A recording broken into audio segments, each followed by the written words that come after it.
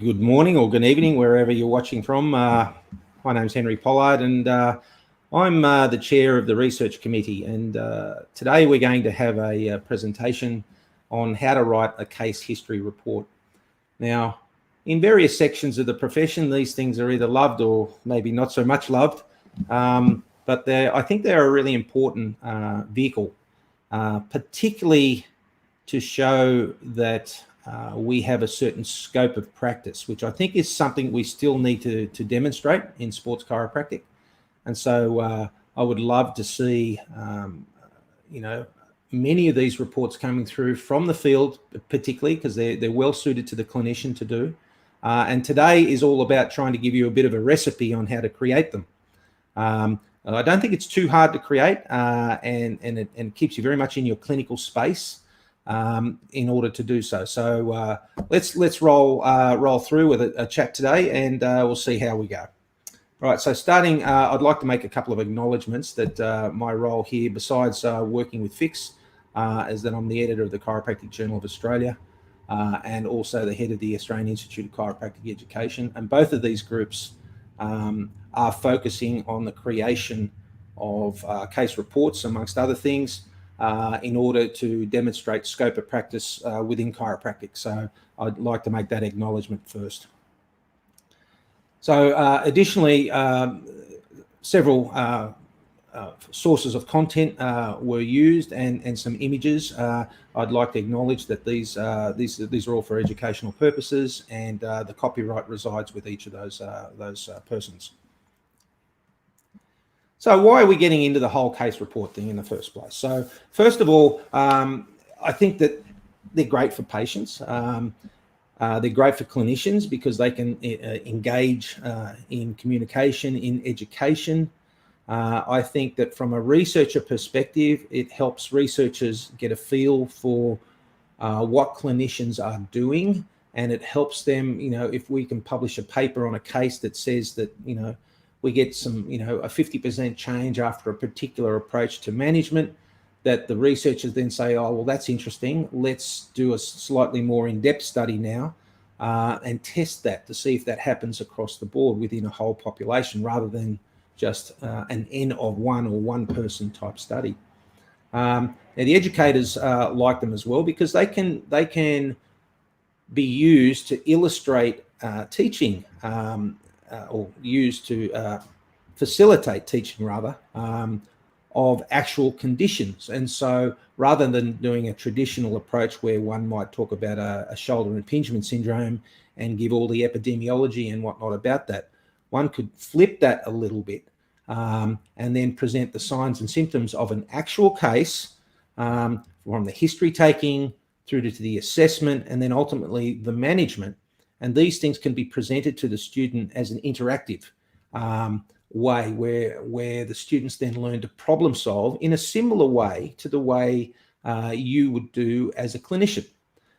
So I believe that's a very good way to teach. And so I think that whilst it's important to have randomized controlled trials and large population studies, cohort studies, and things of that nature, it's also important, I think, to have these smaller studies. Now, it's fair to say that nearly all case studies are actually not considered research. They're considered more for the purpose of demonstrating scope, and they're creating testable hypotheses. So that's an important point, and that'll become relevant when we talk about ethical approval shortly. So the educators can sort of present this very real world content, and I believe it assists the translation of evidence, because as a part of a case history, you do a little bit of a literature review to support the contentions within the report. And so that helps to connect the clinician to the latest information that's coming through. So ultimately it creates evidence of scope. Now, from the point of view of those who are actually going to create the evidence, the authors, there are rules these days that we can follow, that essentially like the rules of the game. And if you follow these rules, that you're much more likely to become published in the first place. It assists you with your writing to stay on point, not to get into too much waffle, etc. And you can come up with a report quite nicely. You don't have to have years and years of experience writing in order to do so. So I think it's a process which is very amenable to the clinician. It's great for CPD activities, and as I said, for all those other factors as well. So it's well worth pursuing, in my opinion. So now this presentation here will take you step by step. I'm going to provide some notes which can be obtained through FICS at no cost of this presentation. There's a few extra slides in that which assist you more when you're beginning to write it up. So this is a checklist here of the types of sections in the process from finding a case all the way through to having a finished product and getting someone to review the paper prior to you submitting it somewhere. So it's just a bullet point list of the process. So if you can familiarize yourself with that. And we're going to go through that now to some degree. Now, the first thing I want to make the point is that the CARE case report guidelines. Now, I'm going to refer to this a couple of times through the talk, and this is really important as it is essentially the standard for reporting case reports. And that is in all journals, chiro, physio, medic, etc. And so this is the standard that is required now. And if you're not using them, it is unlikely that you will get any paper published in any journal of any repute. So I like it because it's a recipe for how to do things. There's a nice little checklist, and so you basically, you can take these guidelines, which is I'll provide you with a one-pager, or actually it's in the talk a little further along. And as you take your history, once you obtain a case which you think is interesting and could be written up, you can just go through it and then just tick by tick take notes off it as you talk to your patients in order to get all the relevant background. And it's a very prescriptive way to obtain the relevant information, and stuff that you don't need won't appear there. So I strongly encourage you to look at that. So there's three parts to the report. There's an introduction, you do a brief review, and a thesis statement. That's part one. Part two is the actual presentation of the case. And part three is a brief discussion and a conclusion. Now, the big issue, particularly with the conclusions, where I think a lot of cases go awry, is that they make a very large statement about how the results of this one case can influence a population of similar cases. Now, those conclusions can't be drawn from a single case history, and so it's important that in describing your case, you don't make those very broad connections. So anyway, we'll go a little further through that shortly. So let's have a look at part one. Now, part one here is just a brief introduction. Then there is the literature review, and in that we're going to present any required definitions, that will be used to describe any aspect of the case. We're going to briefly describe the epidemiology, which can be obtained from, a recent review paper, for example. And then we're going to state the problem that the paper is going to address. And then we'll ultimately come through to the thesis statement, and we'll have some examples of that shortly. As I said, the part two is essentially what's provided in the CARE case report guidelines. So get that, fill that out, and that's equivalent to the second part of your report done. Then finally, there's the discussion. So, basically state what you found with the case.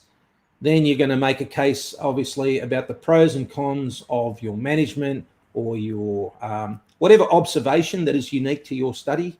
The idea is to present a balanced account of things that support that, and maybe some things that take away from that, and allow the reader to have a balanced viewpoint of what you're presenting. As a part of that process, you should also describe the limitations of the literature and also the limitations of your argument. And then finally, you're going to have a succinct conclusion to wind the whole thing up. So let's talk about the actual cases, right? So several things sort of come to mind with obtaining a case. Now, importantly, you don't necessarily have to be familiar with the topic. I actually think it's a fantastic way to really develop expertise is to write up a case, because as a part of doing so, you're going to find out all the latest information about either the diagnosis or the assessment or the management or all things or some application of one of those things.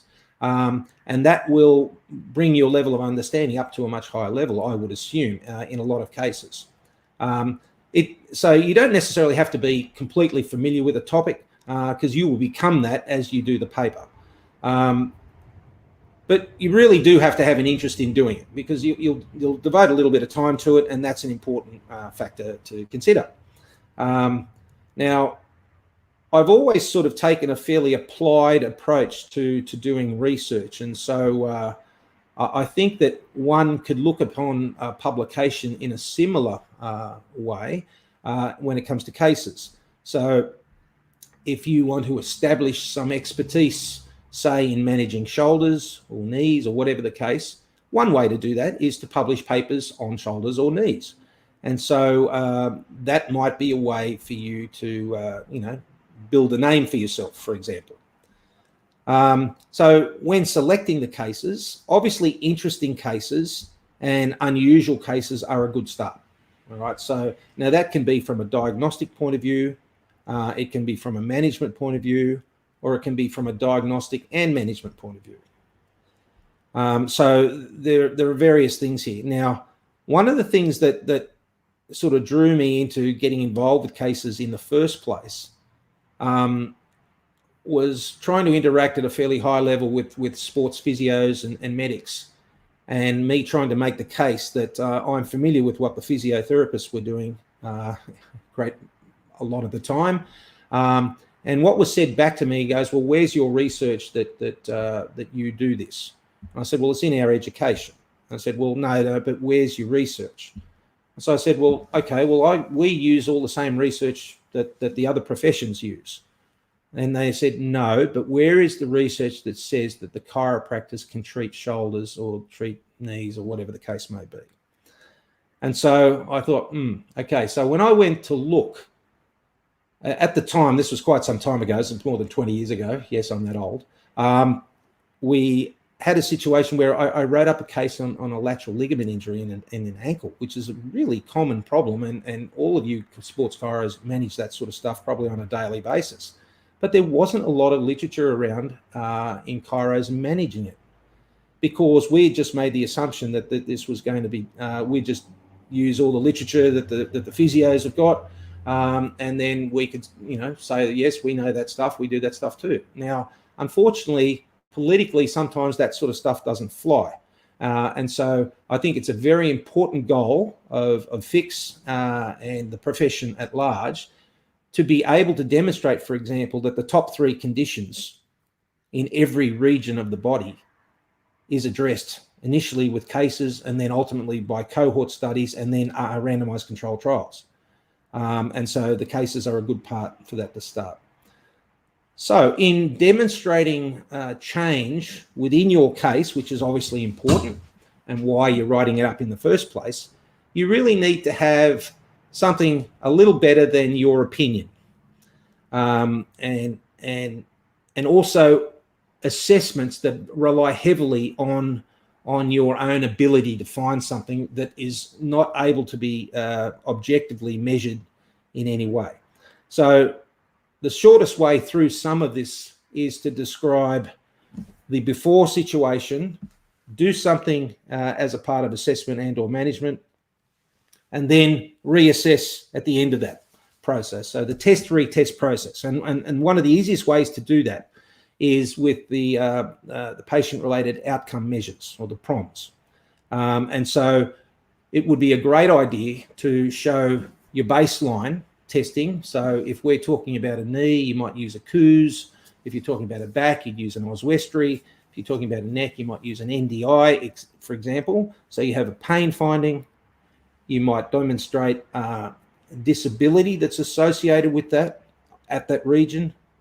And then you might look at psychosocial factors as well. Now, they're all standardized questionnaires for all of this.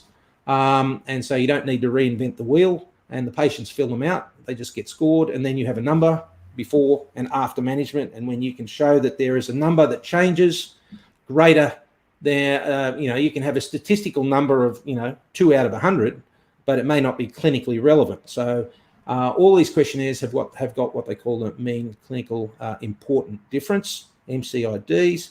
And that's generally on a scale of 10, it's generally around 1 to 2, 1.5, thereabouts. And so if you can show that your changes occur, 4 out of 10, and the MCID is 1.5, well, you're showing a change that's not only probably statistically significant, but it's also like clinically meaningful.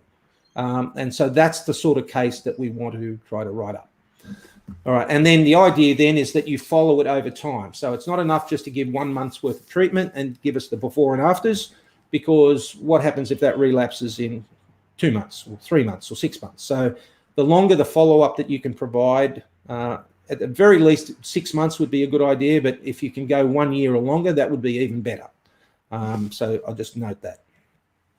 So what not to choose? Right, so given my preamble just a little minute ago, if the cases are really very trivial or just a pure reproduction of a fact, perhaps don't choose that case. But what you should consider is anything that's a particularly unique presentation, something which is as unconventional but successful management. And I think there's a lot of that going on in chiropractic, particularly. But when I say unconventional, I read that to mean something that's not published in a journal, all right? Because conventional is what's published and what's known. And so I think that there is great opportunity for chiropractors to describe a lot of the emerging techniques that they're using, but they have to do it under the rules of science, which is what the care guidelines will help you with. Now, another approach here is to describe a conventional treatment that gets an unsuccessful management, which is unexpected, for example. So it's unusual because it didn't respond the way we expected it to respond, and to give reasons why that may have happened. Another important area, and we're sort of focusing on that with regard to the whole talk today, is to, we might well have neck pain in an adult population and have a lot of data on that. We might have neck pain, but do we have a lot of data, say, in children with neck pain? Or more importantly, do we have a lot of data in neck pain in athletes?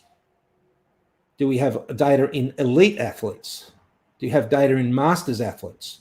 And the short answer to the last few questions is no, we don't have any of that. So even though we may well be known for spines and necks and backs and things of that nature, when you actually have a look at the literature and then go in to see what is our management outcomes in sporting populations and different sports, collision sports versus other, what you quickly find is that there's not a lot of content there. And so these are all the areas that we could easily be producing case reports to demonstrate that chiropractors are active and successful in this space. So it's an important consideration that I hope that those listening along here will approach, because I think it is a relative weakness of the literature base that supports chiropractic. Right, so a pertinent question that comes up about this is that do we need to send this through, well, here in Australia we call it Human Ethics Committee, but the term Institutional Review Board is used in the US and in other places. So either way, it's the same thing. And basically, these are university or other organisations that assess the ethical requirements of research.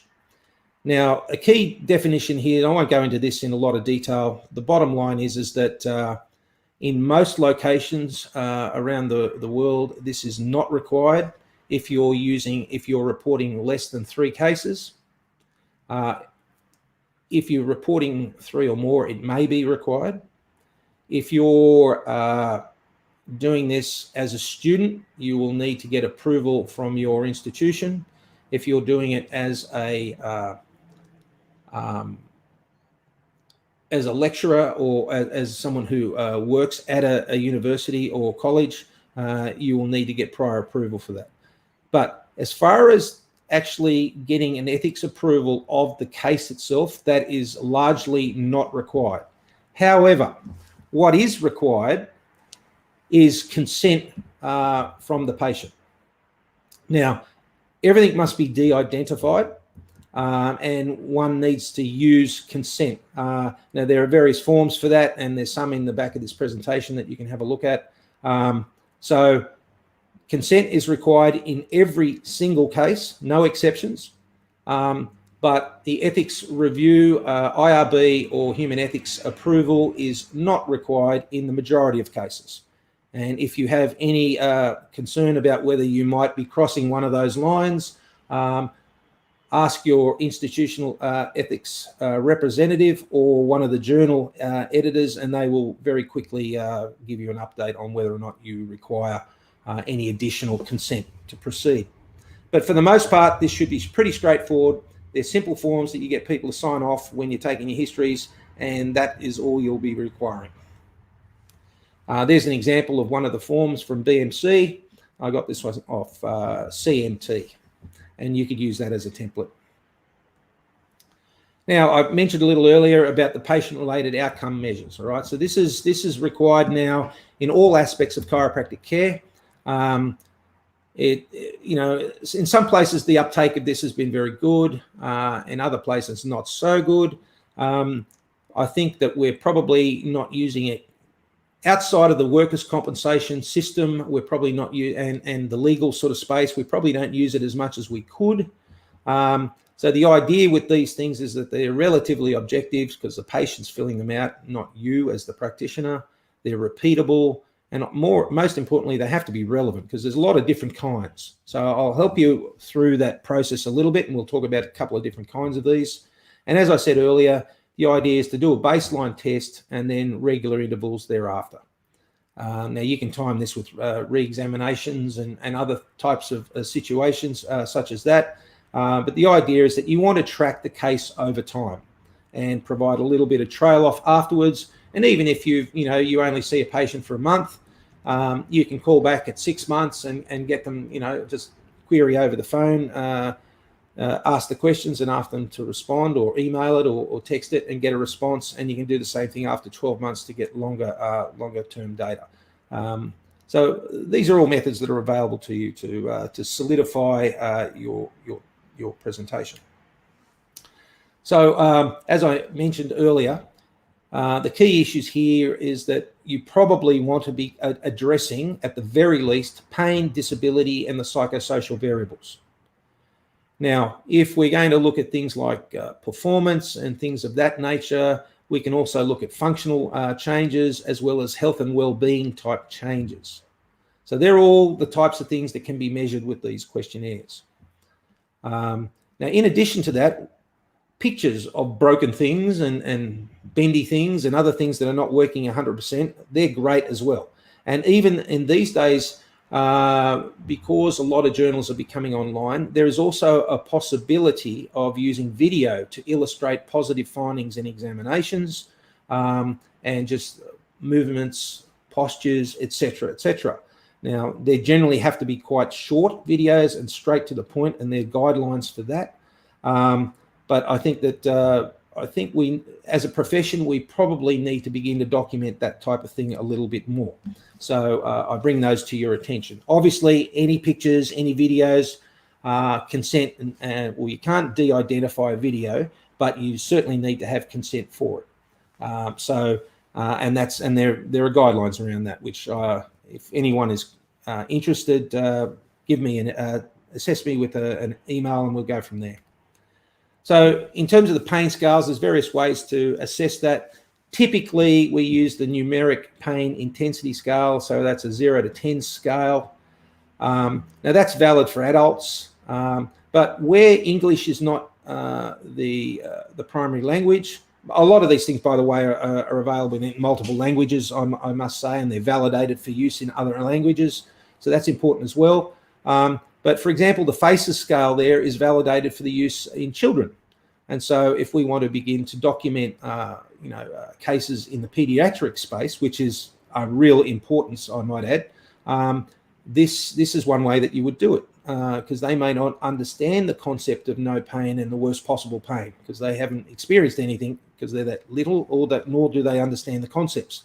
But they do get the faces, and that has been validated for that type of use. So it's a matter of just picking what's most appropriate. Now, the pain diagram is also one which I think is very, very important. You can get a lot of information here. Just by the patient describing, by drawing on the locations, you get a truthful rendition of where the patient is feeling the pain without interpretation by the practitioner. Now, from a medico-legal perspective, this is actually fairly important as well. And then by rating the pain scales, there's a thing called a QVAS, where it's the pain now, the pain when it started, and then the pain at its best and its worst, and it's reported all 4 of those, so that can go in. But that's the form I use as my standard induction form in my clinic, and many clinics have something similar to this. And so how they might be worked, because the issue with this also is to do with pattern recognition. Excuse me. By seeing the way the pain is depicted on the pictures, you can very rapidly assess, sometimes what conditions are involved. Here's an example here. So if your patient is indicated this kind of distribution, you're thinking you're looking at a radiculopathy straight up. And so you can get a lot of information from this fairly quickly. Now, I'll go through a few of the questionnaires now. Just flick through them just to show you that they're available. So this is a very commonly used one, the Neck Disability Index, and there's 10 questions for that. This is for the lower back, the Oswestry Disability Questionnaire. Then we got functional questionnaires. Now these are actually preferred in some regards, because they relate a lot more to what's important to the patient, put it that way. And so the patient can begin to assess their limitations from a more disability or functional perspective. And so where possible, you can use the lower or the upper extremity questionnaire. But this one over here is even better yet, because we can put down activities here which are actually important to the patient.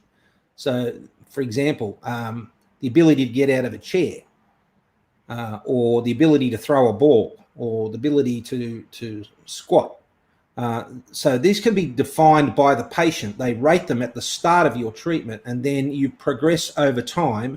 And so they might start, I'm unable to perform a squat at the start, and I'm rating that 1 out of 10. But after your treatments, I'm totally able up at 10. And so that's a nice objective way to describe actions that are important for the patient and can be quite sport specific, patient specific. So I'd encourage you to look at that as an option. Then there's all the psychosocial stuff. And there's multiple questionnaires there. And I'll quickly go through those. Some of them are screening, some focus a little more. So let's just go through those. They're important. And I do believe that we're having a very interesting, shifting, for want of a better term, of paradigms at the moment, away from a biomechanical one towards a more pain science-based approach. But I think, as with a lot of these things, the pendulum has swung a little too far. I think most of these effects are multimodal in nature, and we are going to need to describe pain, disability, and the psychosocial variables as they relate to the individual and the population in which they sit. So these questionnaires will assist all of that. I don't think it's an absolute, it's all about pain science or it's all about biomechanics. Like all things, the answers are probably somewhere in the middle. So the Arevo Musculoskeletal Pain Questionnaire was originally designed for low back pain use in the workers' compensation space, but it is slowly spreading out to be used in other areas and validated for other use. And I use this as my go-to yellow flags questionnaire. It's pretty well supported from the patients. One of the things I do in my spare time is I do some IMEs for a working compensation system here in New South Wales and Australia, and I've been using this for 20 years, and the patients like it. It's quite well reviewed, and it does seem to capture, most importantly, a sense of their psychosocial, well-being. And then if anything is picked up on this questionnaire, then obviously you can take a deep dive into that further or refer. So it's a good questionnaire. The DRAM is now a little more specific for depression and anxiety. And, basically if people are scoring anything beyond the at risk, that's referral to a psychologist. Now, this is probably not going to be so relevant for a sports population, but it may be. There's a general depression questionnaire, which is free to use, I might add. This one here is really the big Bertha of the general health surveys, but this is a private survey. It's a proprietary, I should say, and it costs $1 or so to administer each one of them. There's a short version of that, which is free to use, and has been used a fair bit in research, and may suit what we need as just generally describing health. Now, one of the areas I wrote a case report last year, which we're going to talk about a little bit as an example, was on a red flag condition. Now, I think it's very important for us in the sports fraternity to describe conditions that we don't manage as well as the ones we do. I think that there's a certain degree of acceptance that will come from other healthcare practitioners and professions if we can describe not only when we do something, but also when we don't. So this is all about that. So trying to capture red flags is very important. You don't really talk about this too much in terms of sporting populations, but it's something that should be picked up because nasties occur in young athletes as well. And we need to, if we get some of those, we should write those up because it shows that we're a lot more as practitioners than just technicians. And this is an important point. We may know that, but others may not. And so we need to write those up. So it's another good case. So when it comes to low back pain, about, the cancers, the infections, the spinal fractures, quarter equiners, etc. And there's some of those red flags. Now, I use this questionnaire here, which I've put together, and there are others like it that sort of basically screen a lot of the things that are really not going to be within our scope of practice. And so we want to pick up on those things. And if your patient answers yes to anything like this, then we simply have a much larger discussion around that point. And if need be, we refer off for appropriate assessment and management. Now, all of these outcome measures I have available. I've collated all of them. I have them electronically. If you'd like a copy, send me an email and I'll flick them all to you. They don't cost anything, by the way. These are the questionnaires. If we take it from a perspective of a regional perspective, I've listed the region there and then the name of the questionnaire that's typically used. Now, there are more than one for each one of these regions, but these are generally the go-to questionnaires. You can use others, but I've got copies of all of these for you in that electronic database. Now, in addition to that, you can get online electronic measures that automatically you can go to the sites here where I've noticed 3 of the 4 are for free. But these ones here, you can go there, you can get your patients to log on there, or you can do it yourself. And then you get a summary. They score the questions for you, and so it could be easily incorporated into your practice. Is what I'm getting at. The 4th one there is from well-known sports chiropractor Brett Jarosh, and he has an outcome measures system built into his eReps online. and I have no financial stake in this, but that's more a system for exercise, prescription of exercise in an evidence-based way, and he's added some of the outcome measures, but that will cost you. The three above won't, they're free. All right, so getting back to the paper itself now, well, a great way to start is to just basically pull a recent review paper, okay? And so from that, you'll get a bit of a, just by reading one, I would say within the last 5 years, go on, I'll show you how to do that in a minute. Get a hold of this review paper, and then once you have it, you can have a bit of a look at what the latest thinking is on your topic and whether you need to change your topic or abandon it or limit the way you're going to describe it. Anyway, it gives you an idea, all right? And so it sets you up for setting up a thesis, which is a proposition stated or put forward to consider, especially one to be discussed or to prove. So this is going to be your start point. So in the review paper, you can get a lot of info out of that, which can help you. Now, the keywords that they use you can use to search. Also, the concepts within the text can help you, and then you can search further.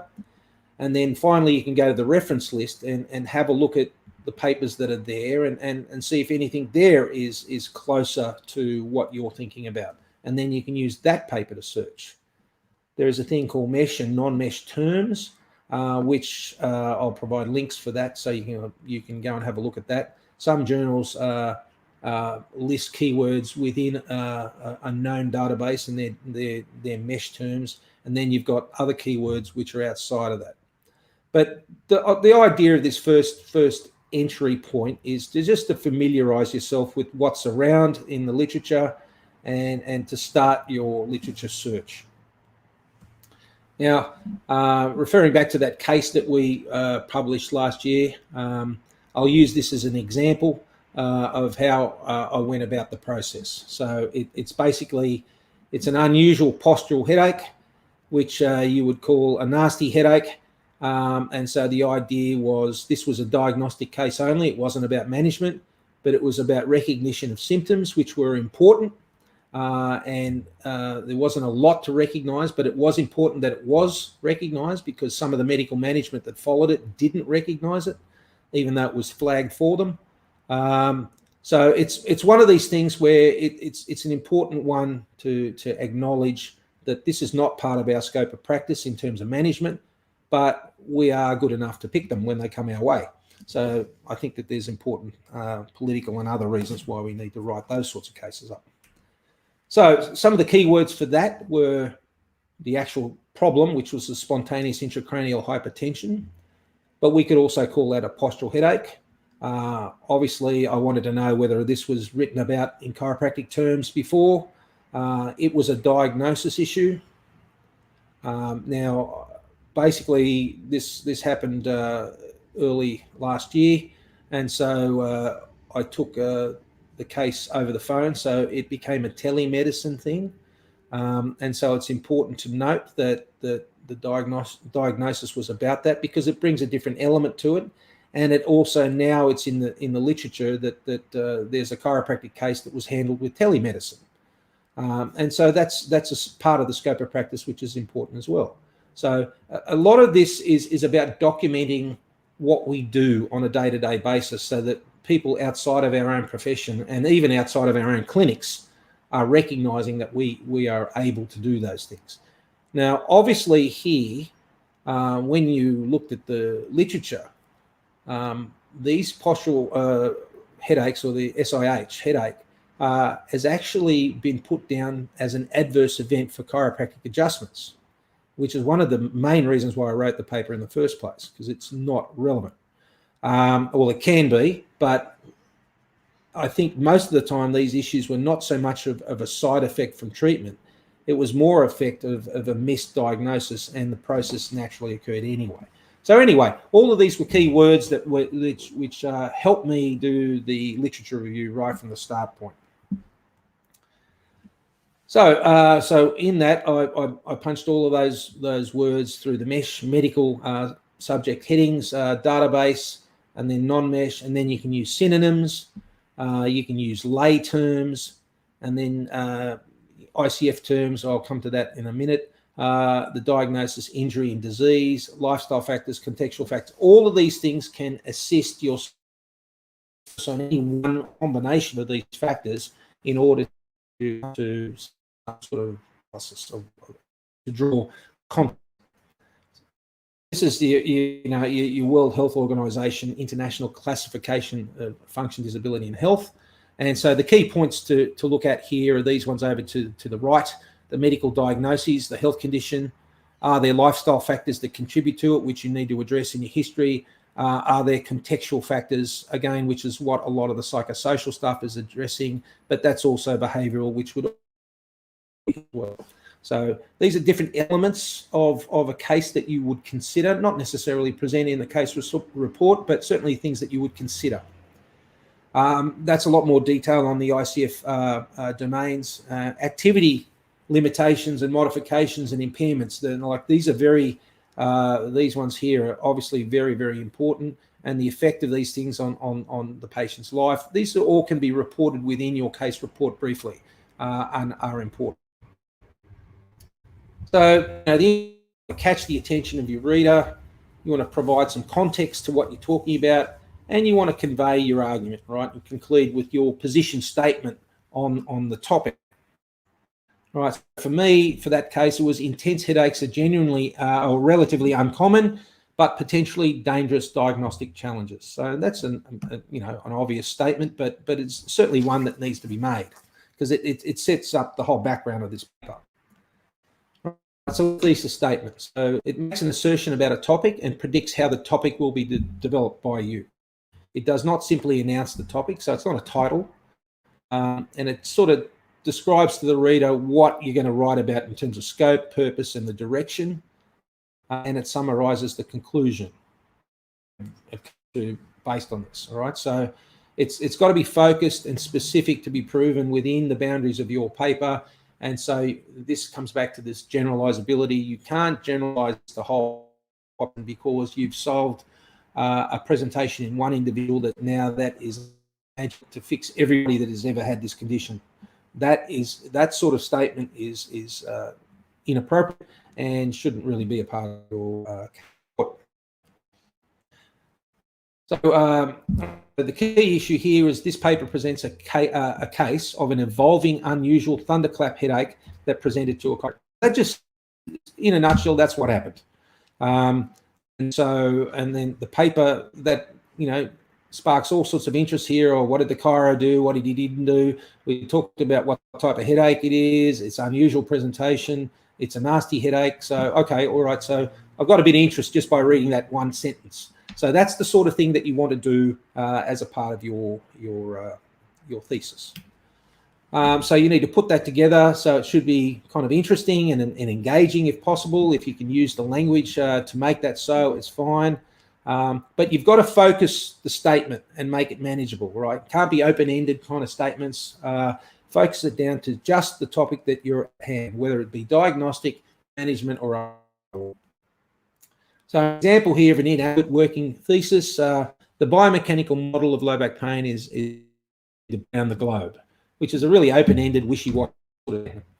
Another way to put that would be scientists from several countries have challenged the biomechanical model of low back pain and claim that it's more dated science and philosophy than current evidence-based practice. Now that one is a lot more pointy and focuses the discussion to where you will take the reader. And so that's why that's an important point. So this is a statement, for example, people use many lawn chemicals. That's an observation or a fact, right? But what we want to say is perhaps people are poisoning the environment with chemicals merely to keep their lawn clean. So that incorporates that fact, but it's how we're and within context is what the thesis is actually about. All right, another example. The thesis of this paper is the difficulty of defining the subluxation. Okay, very open-ended, different issues with regards to the definition of what a subluxation is. So that statement can mean different things to different people just because of the jargon used within it. Another way to put it, creating a well-accepted definition of the manipulable lesion is often more difficult than many chiropractors and osteopaths believe, which is a statement of fact. And whilst purists may not like the term manipulable lesion, it does get the reader engaged straight away. And then if you want to quantify that further with a sentence saying the manipulable lesion is often described as a subluxation by some parts of the chiropractic profession, you could offer that if you wanted to. But at least you've completely orientated your reader. Don't assume your reader knows all the jargon that you do, and anytime you first present jargon, you should define it. So these are all like little key things that editors will pick up on with your paper.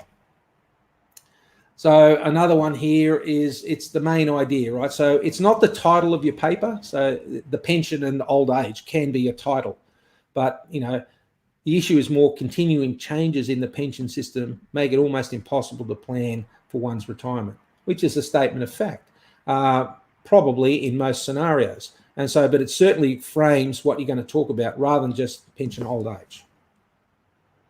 Right, so I've provided an exercise there, which you can do at home to sort of kick that off. So I won't talk about that too much now. Now, in terms of actually writing, we've got, I don't know about you, but I'm fairly comfortable on a computer, but I can't generate new ideas very effectively on a computer. I have to write them down, and a lot of people seem to have this. So maybe it's got to do with age, and younger folk can just author straight out, first drafts on computers. I've tried to do it, but it just doesn't seem to work for me. So I write ideas down in the old, and then I transcribe the dictation or type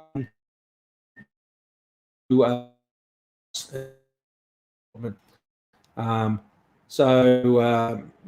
everyone's a little different in this regard, but you just need to choose your appropriate method. All right, so we won't go too much more into the thesis statement exercises. You can do that as a practice. The outline is important, and so you probably, in consultation with your care guidelines, read those first, understand them, and then use those to help you create your outline of the entire paper and what you're going to do and what concepts you're going to introduce, etc., etc. And then with the backbone of the structure, it's just the same way that you write an essay for an assignment or something along those lines. You do the same thing here. As this is the skeleton, for want of a better word and a bad pun. This is what you would use to write up the case. All right, so you're setting all this up, but obviously you want a logical flow based on the care guidelines, and you choose a minimum number of references to illustrate case, and so that too. Some journals have limitations on the references, which is an issue. So be aware of that.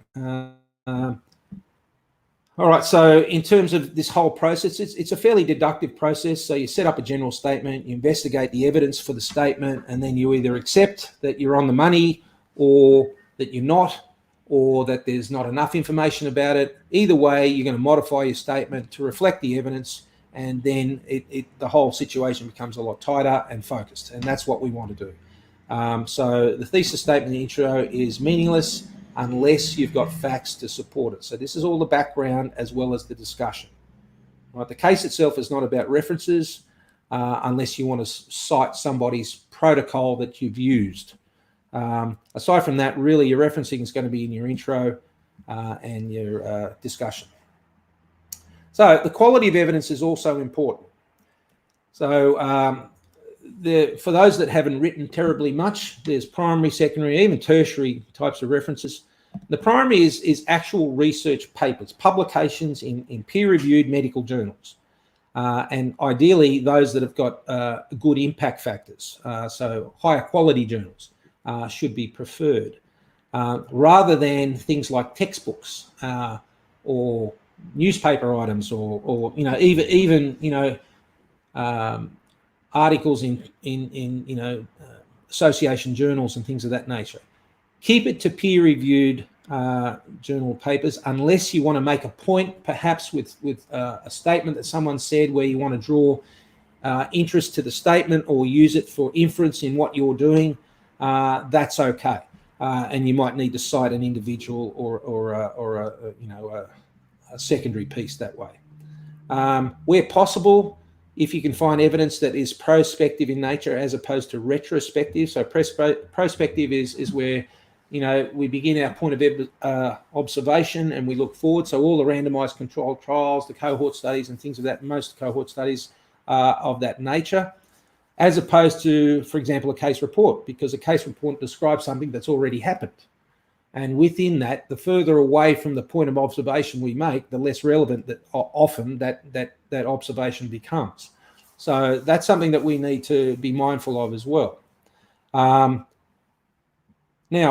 there's primary sources of information, there's secondary sources of information. I'll go into that with an image shortly. And then there's the holy grail, which is the randomized controlled trial. Now, where possible, particularly in terms of journal metrics and things of that nature, if you can pull a reference that's in the last 5 years, it's important. But from the journal metrics point of view, if you want your paper actually helping out, you need to include references that were occurring in the last 2 years, if possible. All right, so this is pretty much how we don't do things. So we're not picking stuff off Facebook and Instagram influencers and things of that nature. And sometimes when you look at what's going on in the COVID world right now, you would think that Kurt and Karen from Facebook are really, they've had some pretty interesting medical education when you compare to epidemiologists that have been doing something for 30 or 40 years and just on these sorts of things. So I think the point being here is that there is acceptable evidence and then there isn't. And if we look at this slide here, hopefully most of you are familiar with this, but we have our primary studies here, which is direct evidence, and then we have at the top here the synthesized evidence or secondary or appraised evidence. Now, it's a bigger topic to talk about that, but some of that evidence there can be associated with opinions as well. So where possible, I think we're looking for randomized controlled trial content first, then cohorts, and that can be informed by systematic reviews as well. And I think if you stay in that space, where possible, I think you've got some very good evidence to support your contentions in your paper. So the reference list, I think, is fairly straightforward. It's just, you're presenting what you've got without bias. Just note that obtaining these publications is sometimes difficult. Probably the best way to do it, there are paper ordering services. Some of the associations have access. If you know someone that's at a university or college as a part, they can pull papers for you if you like. Otherwise, you have to pay for them, and some of them are not particularly cheap. They can be $7,500 a paper, and if you're talking about putting 50 papers in your reference list, the dollars could add up. But I think there are, if you can search, you can use the advanced searching on Google and put the name of the paper in there and just say that you want to find a PDF of it, and I think a lot of the time you can find stuff that way. And various other, or just directly ask the author is the best way. And most authors are more than happy to share their work with you. So there are various ways to obtain this information. All right, so we'll move along there. Now, there are various places to go to get all of this. There's various databases that live inside universities and other places. The two that I would draw your attention to is PubMed, and the other one is the Index to Chiropractic Literature. And I would recommend that you start your searches on PubMed. So in terms of doing your background work, I think for most requirements, Medline and Index to Chiropractic Literature is sufficient.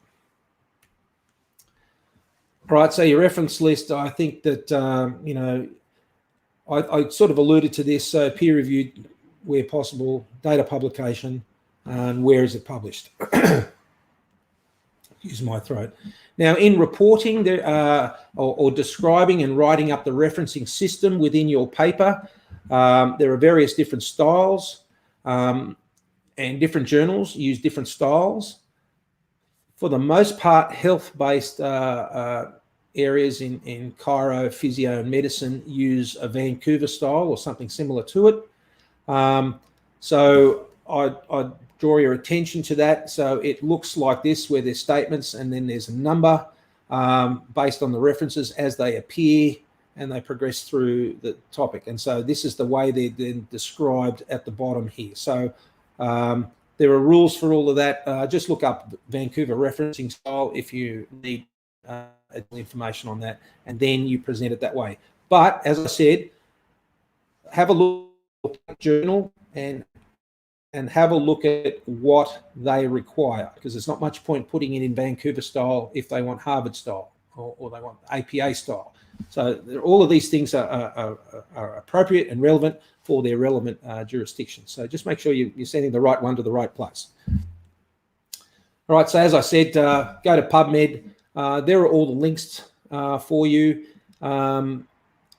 Increasingly now, there's a requirement for all research to be available in open access, which means that you'll be able to download it for free. PubMed Central is one of those, and one of the key chiropractic journals, CMT, is another one where they have free downloads. So I think over time, the publishing models are slowly moving this way, and will probably do so more in the future. But some of the journals don't have that, but you can access them through the various paper ordering services that I mentioned earlier. And you certainly can see the abstracts and the like on PubMed.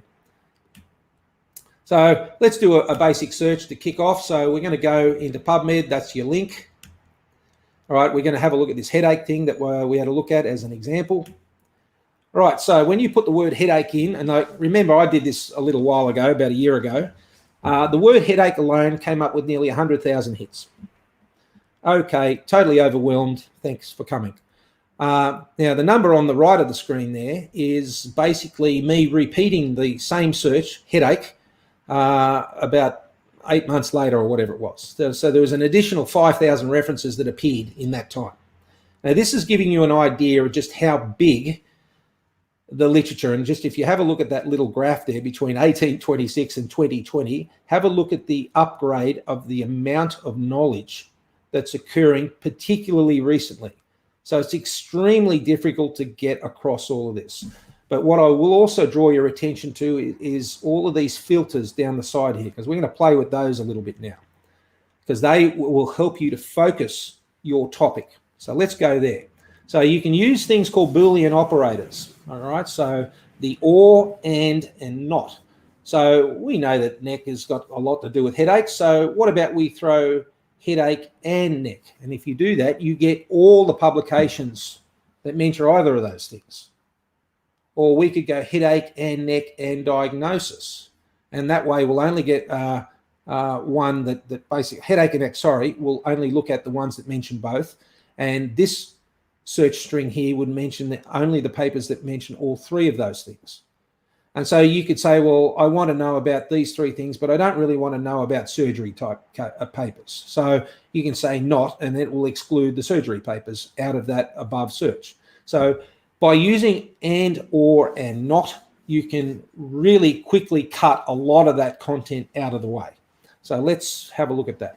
So as I said, it's all about using these filters here. And so you can see here that we probably want to have an abstract to read what the paper's about.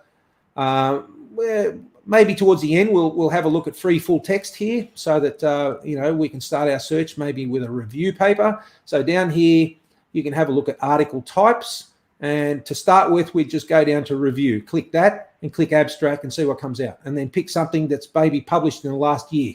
In a topic like headache, you'd have a lot of stuff coming along. But as a general sort of strategy, I would go abstract, I would go review, and I would go 5 years for whatever topic I'm looking at. And then you'd get some information out, you'd read those, and this is the way it appears over here. And you can set this then to describe the entire abstract as it presents on the screen as well. So you can read the whole thing. You can save it as a PDF. You can the ones you want and then save it for an email. All of these possibilities are all there. They're all free, and there are tutorials on how to do all this as well. So if we go and we've used the term headache, and then I've used some of the filters. Now, so remember we had 99,000 there back in August last year. And when I add abstract, we've just cut 10,000. But if I now add reviews to that, we've now cut that down to 15,000 from 80. And then if we say I only want the last 5 years, we've now cut it down to 4,000. But say I'm interested in headaches in a particular population, say adolescents.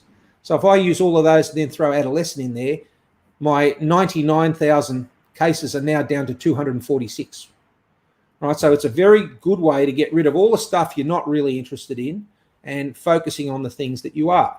Now, I repeated the same search, what is that, 6 months later, and they're the differences in the numbers.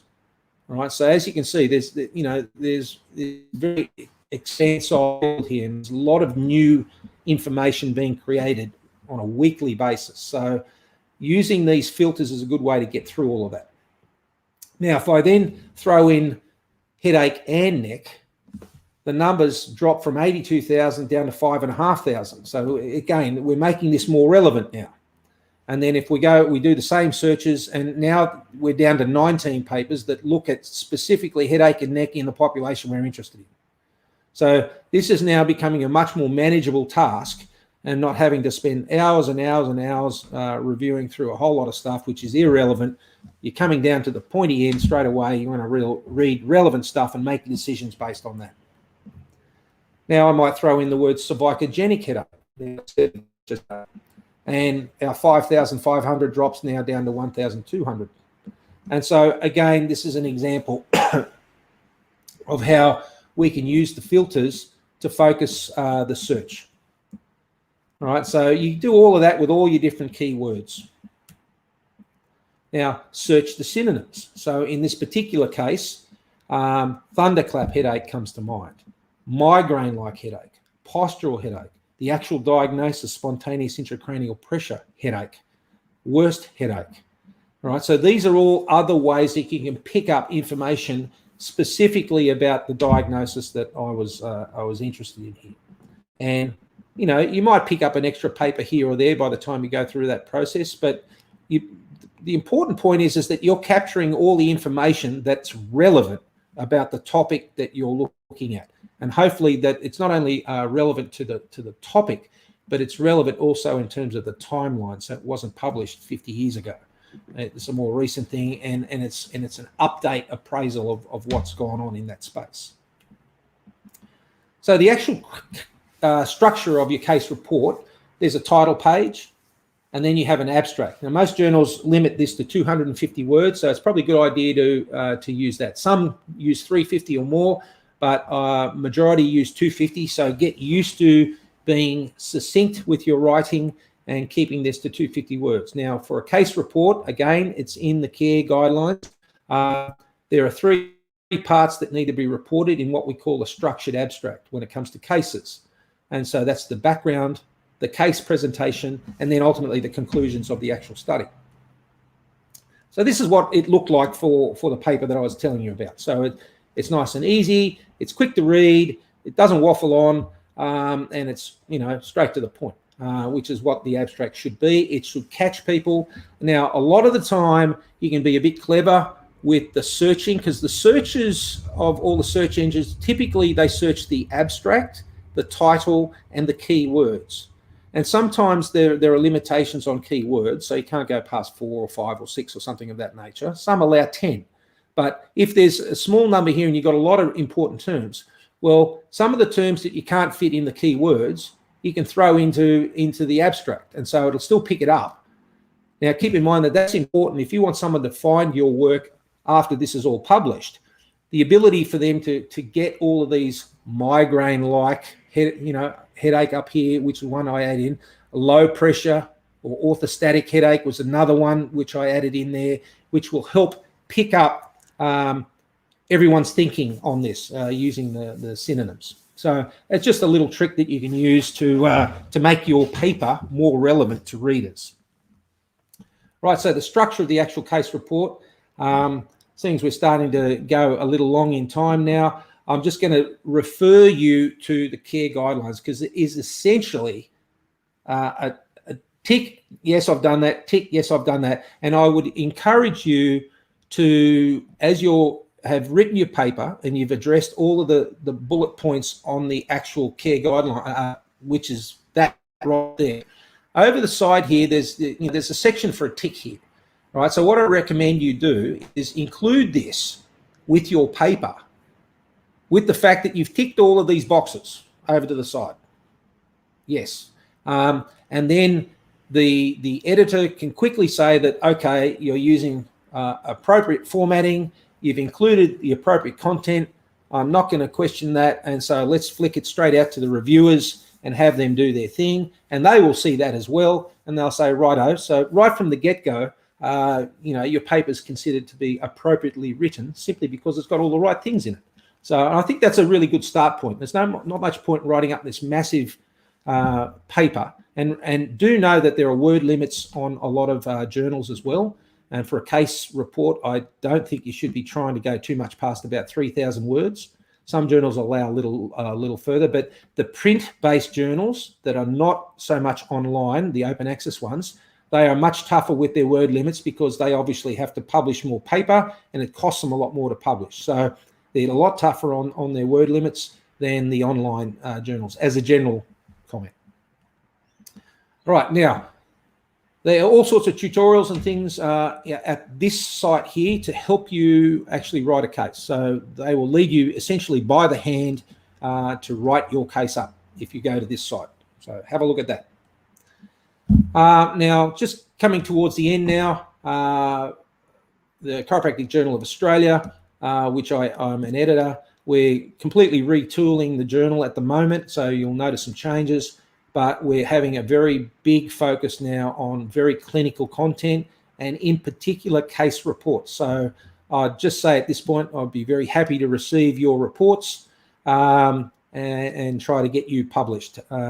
We're going to set up, as a part of the journal editorial board, we're going to be setting up clinical practice groups to represent different populations of practitioners within the profession, one of which is sport, others will be neuro, pediatrics, etc., etc. And so we're going to try to get content in all the various clinic areas, focus on those to provide some evidence of scope in those areas. So anyway, so that's just for your background. There are many other chiropractic journals. There's AMPT, Chiropractic Manual Therapies, the Canadian Journal of Chiropractic, that's another one. There's journals on the histories. So there are several journals around, and I've been around for longer. If you go to the Index for Chiropractic Literature, all of those journals are located there. All right, now, as a part of your submission to a journal, additionally, you have to prepare some supporting information, which is basically who are you and your co-authors, if there are some, and just the authors. We're talking don't put 10 authors on it because they're going to question that straight away and in terms of relevance. So I think that this is the sort of thing that you do perhaps yourself or with one other, or if it's a case that involves a lot of assessment that where you have to bring in outside assessment or something, and we might get most of these are one or two. And there are ORCID codes and various other things that you require. The journals will describe all of this. I've got a link there to CMT to give you an idea of that type of thing. You'll need to provide a cover which basically introduces the paper and why they should consider it for publication. Some journals would actually suggest, will give you the option to suggest reviewers.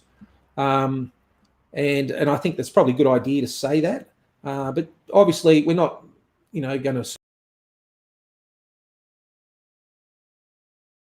So someone should be a known expert in the field, that you're considering, or at least have significant academic background in reviewing, and they're the sort of appropriate people that you do.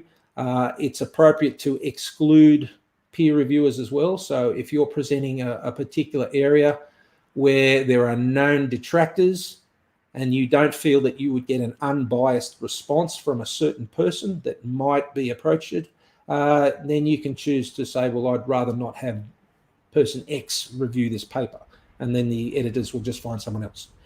I mentioned the consent forms earlier. They should also be in your covering letter. So what's in the covering letter? An explanation of your manuscript, why it should be published, any issues relating to the policies of the journal, a declaration of any competing interests. Now, this is important. Obviously, if you're presenting a case on the manuscript of Tech A, you work for technique A, there. So all that type of thing has to be confirmed. Whilst we don't have big pharma that overlooks a lot of what we do have various involvements with entrepreneurial activities, and they should all be declared. Confirmation that all authors approved the manuscript and also contributed to it is an important thing. So this is not one of those scenarios where you just put your mate on the paper so that they can get a publication up to their name. So you have to describe what the involvement was as a part of that, and there's set formats for that with most journals. And there are other things like special issues and that journals sometimes run, and so if that's the case, you have to focus your covering letter to the special issue to bring it to their attention. All right, so as I said there, we've got a lot of changes coming in our journal over the next 12 months, so look out for it because I'd love to see your manuscripts get sent to us. So that's all I've got for you today. Thank you very much for your attention. I'm signing off on a nice sunny day in Cronulla, New South Wales. I live about here, somewhere up there. But it gives you an idea just from we're in beautiful lockdown central in New South Wales in Australia at the moment. So thank you for your attention and good luck with your writing.